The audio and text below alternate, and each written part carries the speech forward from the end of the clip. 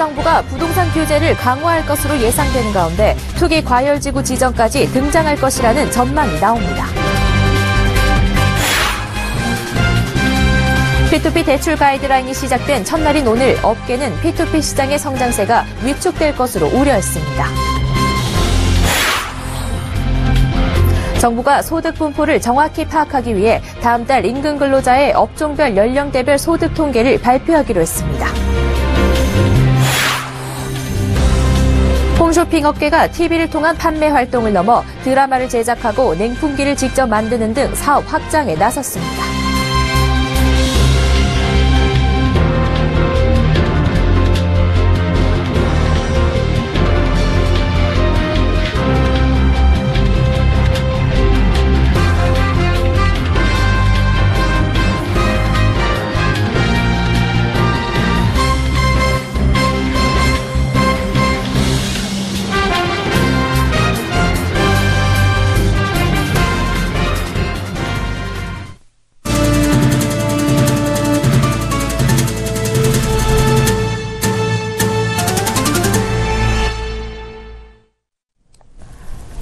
시청자 여러분 안녕하십니까? 센 경제 현장 양한나입니다.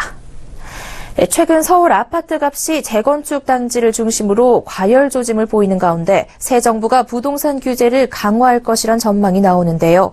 부동산 시장을 직접 규제하는 투기 과열지구 지정까지 시행될 조짐이 보여집니다. 정창신 기자입니다.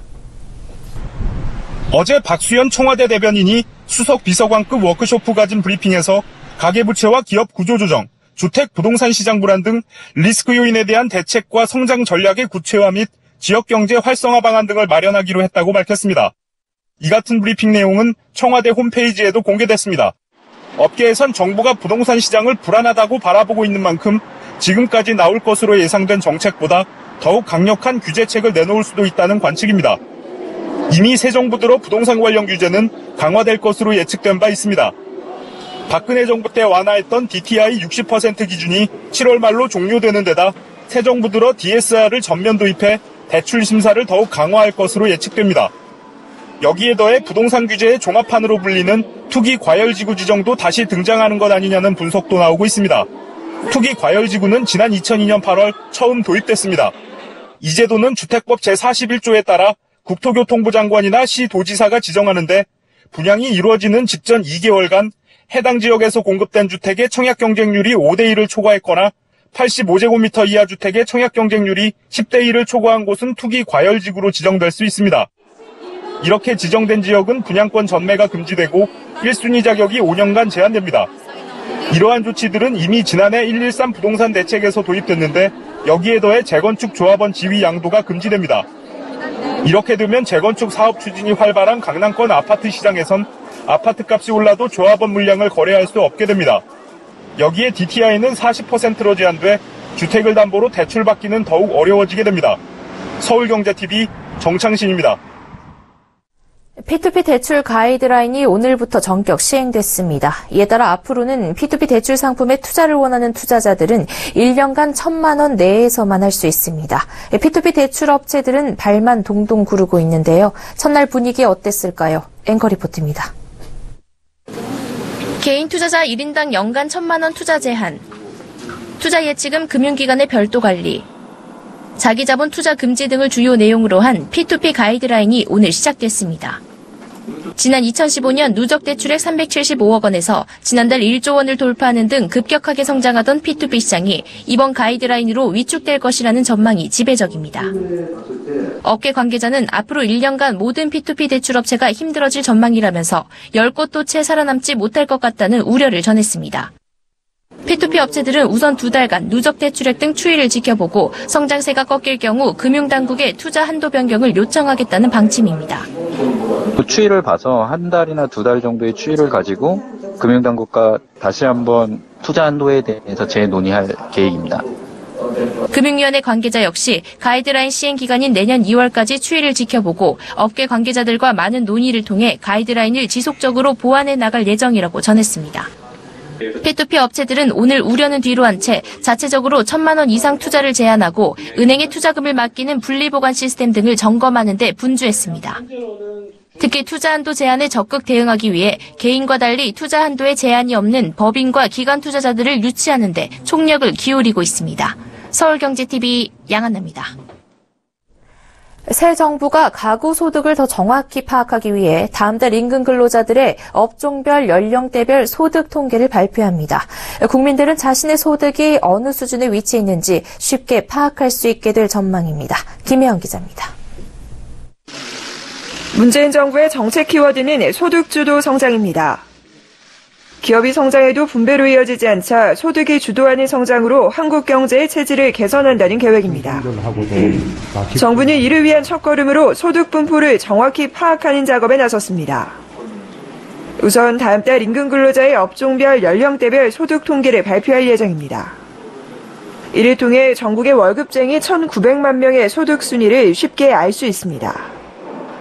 임금 근로자 소득 통계가 나오면 임금 근로자 중 가장 많은 소득을 받는 사람부터 가장 적은 소득을 받는 사람까지 소득 수준별로 나열이 가능하기 때문입니다. 즉 본인의 연봉이 전체 임금 근로자 중 상위 몇 %인지 해당 업종 종사자의 평균 연봉과 비교하면 어느 수준인지 파악할 수 있습니다. 임금 근로자 소득 통계는 기존 일자리 행정 통계, 고용보험과 건강보험 등의 데이터를 결합해 만들어집니다. 지금까지는 단순히 일자리 수나 증감 여부만 알 수 있었지만 일자리별 소득 수준과 격차, 분포를 추정할 수 있게 된 겁니다. 정부는 이를 토대로 중소기업과 대기업 간의 임금 격차를 줄이는 공정임금제와 최저임금 1만 원 인상안 등 소득 정책을 실천해 나간다는 계획입니다. 또 올해 임금 근로자를 시작으로 2019년까지 사업, 금융소득은 물론 연금, 퇴직소득 등 나머지 소득 대비도 만든다는 계획입니다. 생산성 저하와 소득 분배 불균형 심화 등 지속 성장 기반이 위협받고 있는 우리 경제에 소득주도 성장이 새로운 성장 메커니즘으로 자리할 수 있을지 기대를 모으고 있습니다.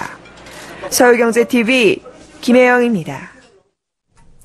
홈쇼핑 업계가 TV 채널을 벗어나 다양한 시도들을 하고 있습니다. 드라마를 제작하거나 냉풍기를 직접 만들기까지 하는데요. 홈쇼핑 업계 신사업 바람에 대해 이보경 기자가 보도합니다. 투닥투닥하는 현실남매의 모습을 그린 에피소드. 여느 드라마처럼 상품 정보를 직접적으로 설명하지 않고 상품을 자연스럽게 노출하는 PPL만 들어간 이 드라마는 CJ 홈쇼핑이 직접 제작한 콘텐츠입니다. CJ 홈쇼핑은 유명 온라인 콘텐츠 제작사인 그리드의 72초와 함께 미디어 커머스 콘텐츠를 제작하고 있습니다. 그동안 CJ 홈쇼핑은 쇼호스트들의 1인 방송 등으로 여러 SNS 방송을 기획해왔지만 이제는 드라마, 예능과 같은 콘텐츠 제작에까지 뛰어들고 있는 겁니다. 또 CJ 홈쇼핑은 오늘 젊은 남성을 타깃으로 하는 인터넷 쇼핑몰 펀샵을 인수했다고 밝혔습니다. 홈쇼핑은 주로 여성을 고객으로 하는데 젊은 남성 고객을 주요 타깃으로 확보하고 있는 펀샵을 인수해서 고객층을 넓히겠다는 전략입니다. 현대홈쇼핑은 다음 달 처음으로 PB 상품을 내놓습니다. 홈쇼핑 업계에서는 이례적으로 패션 잡화가 아니라 가전제품 냉풍기를 PB로 내놓는다고 해 업계의 주목을 받고 있습니다. 고객이 믿고 구매할 수 있는 상품을 선보이는 동시에 타사와 차별화될 수 있도록 프리미엄 이미지까지 더할 예정입니다. 롯데홈쇼핑은 TV 밖으로 나와 옴니채널 강화에 나서고 있습니다. 직접 만지고 눈으로 보긴 힘들다는 TV 홈쇼핑의 한계를 뛰어넘어 쌍방향 소통이 가능한 오프라인 채널을 확대한 겁니다. 이렇게 홈쇼핑 업계가 TV 밖으로 무대를 넓히고 있는 것은 TV 홈쇼핑이 성장 동력을 잃었기 때문입니다. 실제 홈쇼핑 업계 TV 취급고 매출은 2014년 9조 2,441억 원을 정점으로 작년에는 8조 7,600억 원까지 줄었습니다. 유통업계가 급변하는 만큼 홈쇼핑 업계의 TV 밖 도전은 한층 더 속도를 낼 것으로 보입니다. 서울경제TV 이보경입니다.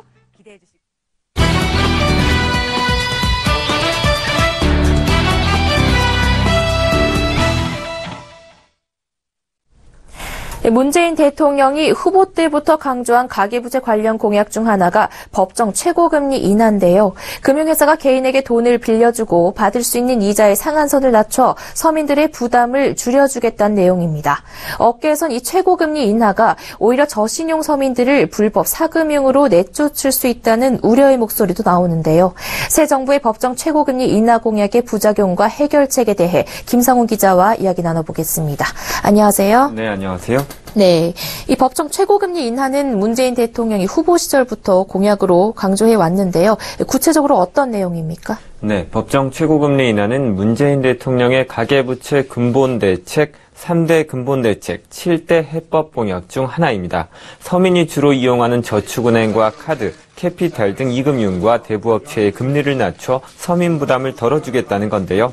대부업법상 최고금리를 현행 27.9%에서 단계적으로 인하해 문 대통령 임기가 끝나기 전에 20%까지 낮추겠다는 것이 주 내용입니다. 올해는 공약 실천의 첫 단계로 대부업법상 최고금리를 낮춰 이자 제한법상의 최고금리인 25%와 통일한다는 계획입니다. 이자 제한법은 개인 간의 금전 거래에, 대부업법은 금융사와 개인의 거래에 적용되는데 이 두 법규상의 최고금리를 맞춰 차별이 없게 하겠다는 겁니다. 네.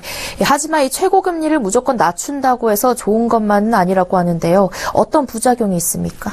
네, 사실 법정 최고금리를 낮추면 고금리 대출을 이용하고 있는 서민들의 부담이 줄어드는 것은 맞습니다. 하지만 최고금리가 낮아지면 줄어든 이자 수익을 메꾸기 위해 금융사에서는 상대적으로 돈을 갚지 못할 확률이 높은 7등급 이하의 저신용자 대출을 대폭 줄이고 이 영향으로 저신용자들은 돈을 빌리지 못해서 불법 사금융으로 내몰릴 수 있습니다. 실제로 2015년 9월 7에서 10등급의 저신용자 중 대부업체 이용자 수는 94만 명이었지만 최고금리 인하 후 지난해 말에는 84만 명으로 10% 가까이 감소했고 2015년 33만 명 수준이던 불법 사금융 이용자는 지난해 43만 명으로 급증했습니다. 1인당 불법 사금융 이용 금액도 2,162만 원에서 3,159만 원으로 1,000만 원 가까이 늘었고 전체 불법 사금융 시장 규모도 지난해 24조 1,144억 원으로 1년 새 2배 이상 증가했습니다. 가계부채를 줄이려다 불법 사금융이 늘어나는 또 다른 풍선 효과가 나타나고 있다는 우려가 나오는 이유입니다. 네, 오히려 더 큰 빚을 떠안는 사람들도 생겨날 수 있는 거네요. 이 법정 최고금리가 낮아지면 대부업계에도 큰 영향을 미친다고요? 네, 맞습니다. 지난 2012년 말 11,000개에 달했던 국내 대부업체, 대부중개업체 수는 지난해 6월부터 9,000개 정도로 수가 줄었는데요. 개인 대부업자 수도 같은 기간 2,000명 이상 감소했습니다. 최고금리가 낮아지자 원가 구조가 취약한 영세 대부업체들은 수익을 내지 못하고 폐업한 겁니다. 국내 10대 대부업체들의 경우 2013년 말 5조 8천억 원이었던 총자산이 지난해 말에는 9조 1천억 원으로 오히려 늘어나는 등 최고금리 인하의 영향을 상쇄하는 모습을 보였지만 통상 법정 상한금리 인하가 반영되는 데에는 2에서 3년 정도가 걸리기 때문에 과거 금리가 높을 때 빌려줬던 대부금의 만기가 끝나면 대부업계 전체가 침체에 빠질 수도 있다는 지적이 나옵니다. 네, 대부업계까지 어려움에 빠질 가능성이 있다는 건데요. 그렇다면 이 저신용 서민과 대부업계가 함께 상생할 수 있는 방안은 없을까요? 네, 전문가들은 무작정 수치를 정해놓고 법정 최고금리를 인하할 것이 아니라 대부업체들이 어느 정도까지 비용을 개선할 수 있는지 먼저 분석해 보아야 한다고 강조하고 있습니다. 이금융권 관계자는 대출을 받고 악의적인 개인 파산으로 돈을 갚지 않는 도덕적 해이만 줄어도 제2금융권과 대부업이 대출 이자를 낮출 여력이 생길 것이라고 강조했습니다. 일본처럼 대부업체가 은행에서 자금을 조달하거나 회사채를 발행하는 것을 허용하는 것도 검토할 만한 대안으로 꼽힙니다. 최고금리 인하로 저신용자의 신규 대출이 어려워지는 풍선 효과에 대해서는 햇살론이나 바꿔드림론 등 금융복지를 확대해서 해결해야 한다는 것이 전문가들의 조언입니다. 네, 법정 최고금리 인하에 대해 김성훈 기자와 이야기 나눠봤습니다. 고맙습니다. 감사합니다.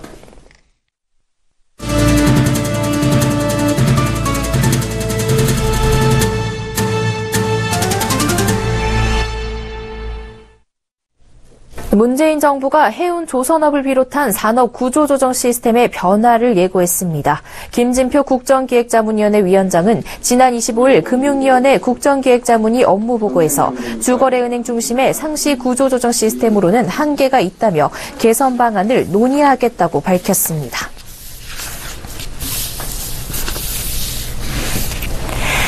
네, 예금보험공사가 개인 채무자의 재기를 돕기 위해 채무 감면을 확대하기로 했습니다. 이 예보는 온라인 채무 조정 시스템을 도입해 채무자가 파산 금융회사 등을 방문하지 않고도 채무 조정 신청을 쉽게 할 수 있도록 했습니다. 연대보증으로 피해를 본 이들의 재기 지원을 위해 연대보증인은 채무 감면 때 주 채무자보다 완화된 조건을 적용합니다.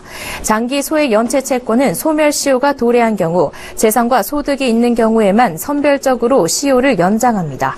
채무액이 적거나 채무자가 고령인 경우 연체 기간이 짧더라도 시효를 연장하지 않기로 했습니다. 소멸시효가 완료된 채권은 일괄 소각하고 예보 홈페이지나 문자 메시지 등으로 해당 사실을 안내하기로 했습니다. 10대 그룹의 해외 계열사 내부 거래 규모가 4년간 48조 원 가까이 급증한 것으로 나타났습니다. 재벌닷컴이 분석한 결과 10대 그룹의 해외 계열사 내부 거래액은 2011년 239조 7천억 원에서 2015년 287조 6천억 원으로 47조 9천억 원 늘었습니다. 반면 같은 기간 국내 계열사 내부 거래액은 2011년 139조 2천억 원에서 16조 2천억 원이 줄었습니다. 그 결과 10대 그룹의 국내 계열사 내부 거래 비율은 2015년 13%로 4년 새 1.9%포인트 낮아졌지만 해외 계열사의 내부 거래 비율은 30.3%로 4.6%포인트 높아졌습니다.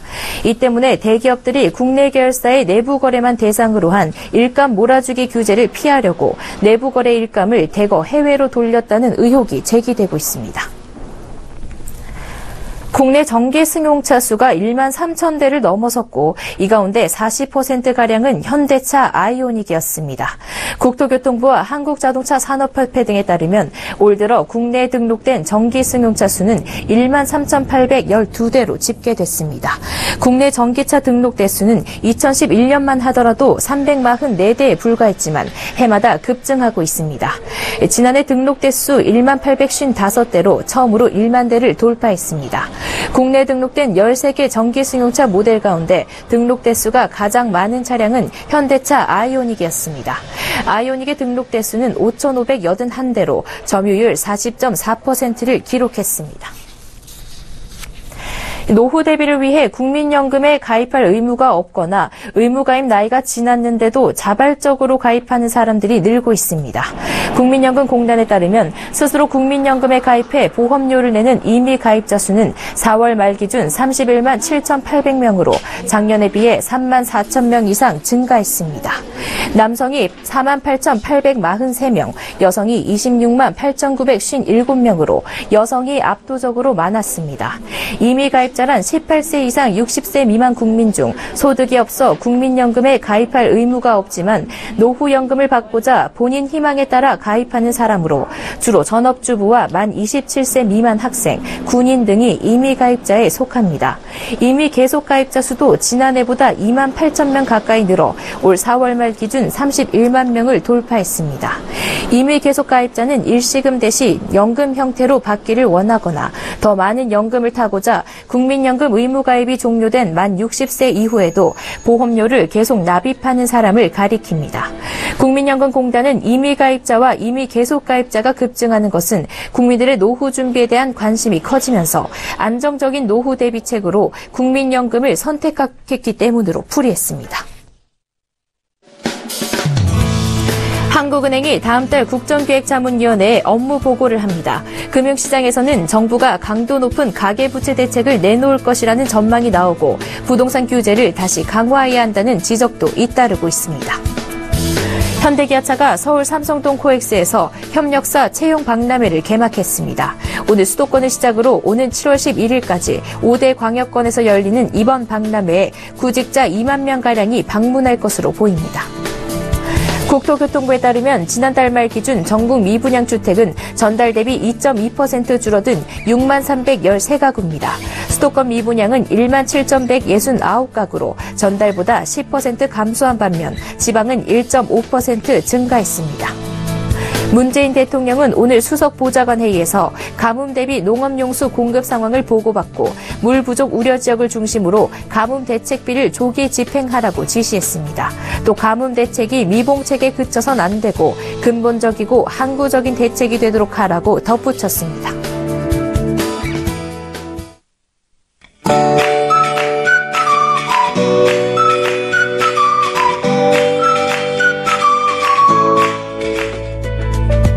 안녕하세요. K웨더 라이프스타일 예보 최씨입니다. 오늘 전남과 영남 곳곳으로 폭염특보가 확대됐습니다. 내일도 낮 기온 서울 29도, 청주가 30도로 덥겠고요. 대구는 33도, 광주는 31도로 30도로 웃도는 곳도 많겠습니다. 건강관리에 유의하시기 바랍니다. 여기에 자외선도 높고 오존 농도도 짙겠습니다. 게다가 대기 상황도 좋지 못하겠는데요. 오전에 중북부 지역의 미세먼지 농도 나쁨 단계를 보이겠고요. 그 밖의 전국도 한때 나쁨 단계가 예상됩니다. 특히 중북부 지역은 오후 들어서도 한때 나쁨 단계로 평상시보다 높은 수준을 나타내겠습니다. 현재도 미세먼지 농도가 평상시보다 높은 수준을 보이고 있지만 하늘은 대체로 맑습니다. 내일도 남해상에 위치한 고기압 영향권에서 대체로 맑겠고요. 점차 그 가장자리에 들면서 구름 많아지겠습니다. 하늘은 구름만 다소 지나겠지만 미세먼지로 인해 대기가 뿌옇게 느껴질 수 있겠습니다. 다음은 자세한 지역별 내일 날씨를 나절 예보를 통해서 살펴보겠습니다. 전국이 오전까지는 대체로 맑다가 낮부터 점차 구름만 많아지겠습니다. 다만 낮 기온이 서울과 대전 29도, 청주 30도로 오늘과 비슷하겠습니다. 동해안 지방 낮 기온 강릉 29도, 울진은 28도로 크게는 오늘보다 3도나 높겠습니다. 영남과 전남 곳곳에 폭염특보가 발효 중이고요. 한낮에 대구 33도, 광주는 31도까지 올라 무척이나 덥겠습니다. 전주와 부산도 29도로 예상됩니다. 해상의 하늘도 구름만 다소 지나는 가운데 물결도 낮게 일겠습니다. 모레 수요일에는 중부 내륙에 오후에 소나기 소식이 있고 목요일에는 전국적으로 비가 내리면서 더위가 주춤하겠습니다. 다만 비의 양이 적어서 가뭄 해결에 큰 도움이 되지 못하겠습니다. 날씨였습니다.